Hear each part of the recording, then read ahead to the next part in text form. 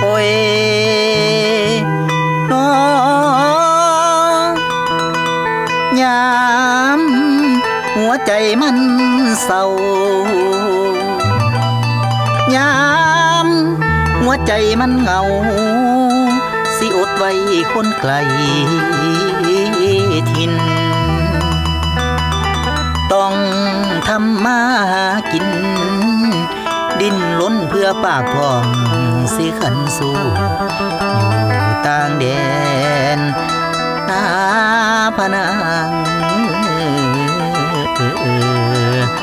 คนงามอาย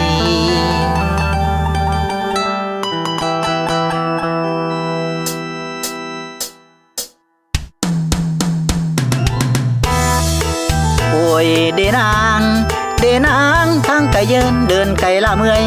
ทางไกลเยินเดินไกลล่าเมื่อยดอกเบี้ยบานปลายมันทบต้นทนสู่บ่ถอยงานใหญ่น้อยขอแต่มีมาปรารถนาคือเงินกว่าสิ่งใดในลาคือทอดนักหนาพ่อแม่เฒ่าแก่บ้านเฮาคิดทอดเงินเยาเก่าบอนเฮาจากมาลูกเมียแนมทางไปหากินพ่อบินข้ามฟ้าจำนองไรนาเป็นทุนเพื่อหนุนหางานอยู่บ้านเฮาของแพงค่าแรงถูกหาเงินส่งลูกไปเรียนหัดเขียนหัดอ่าน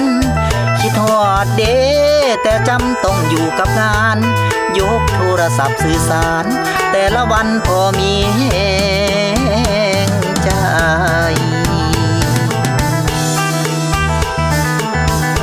ผมจนให้กดดันหลายน้อจนไข่ขี้หุ่มผมจนให้กดดันคักหลายก็จนไข่ขี้หุ่มไปให้สุดบุดให้ถึงโบราณเพิ่นเว้าว่าสุดสาวอย่าถอยใจเกินร้อยคือคอยตามแห้งยามมื้อแลงหลับไหลผ่อนกายอยู่ในแคมป์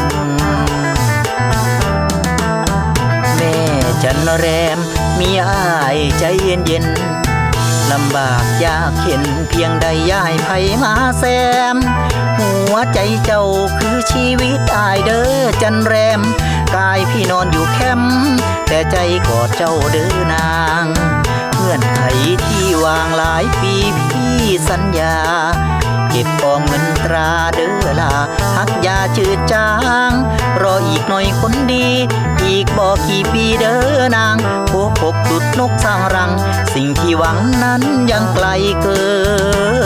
นจริงคงสุขยิ่งฝันเป็นจริงมีเงินก่อนมาก่อคงสุขยิ่งฝันเป็นจริงมีเงินก่อนมาก่อเปลี่ยนเงินหอตูบต่อเราเป็นโมเดินสวยอุดหลอกหวยบ่หน้าลมถมคันดันพ่นพิกวางเถียงเคียงหัวนอนใส่หัวอดเอาซ้ำเบิดหนีคิดหอดแห้งอีหลีอยากเมื่อบานขึ้นซองใจหมุนหวงประคองเงืดสู่ให้สุดเสียงลายถอยบ่ได้ลูกผมใหญ่พ่นกินพอสิบินขึ้นเมื่อถึงเวลานั้น